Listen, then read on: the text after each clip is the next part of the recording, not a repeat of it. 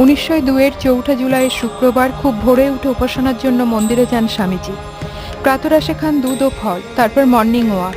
8:30টায় ঠাকুরের শয়ন ঘরে ধ্যানে বসেন। বেলা 11টায় ধ্যানভঙ্গের পরে গুনগুন করে গাইতে গাইতে নিজ হাতে ঠাকুরের বিছানা ঝেড়ে দেন। 11:30টায় মধ্যাহ্ন ভোজন সারে ইলিশের ঝোল ভাজা অম্বল দিয়ে 12:30টা পর্যন্ত ঘুমিয়ে সাধু ব্রহ্মচারীদেরকে পাণিনির ব্যাকরণ পড়ান। বিকাল 4টের সময় 1 কাপ দুধ খেয়ে বাপুরাম মহারাজের সাথে বেলুর বাজার পর্যন্ত হাঁটেন। বিকাল 5টায় 1 কাপ চা চান। সন্ধ্যা 7:05-এ নিজের ঘরে যান। সঙ্গী ব্রজেন্দ্রকে বলেন, না ডাকলে আসবি না। 7:45-এ গরমের জন্য ব্রজেন্দ্রকে ডেকে জানালা খুলে দিতে বলেন। মেঝেতে শুয়ে পড়েন, হাতে জপমালা। ব্রজেন্দ্রকে পা টিপে দিতে বলেন। রাত 9টার সময় বাম পাশ ফিরে শোন।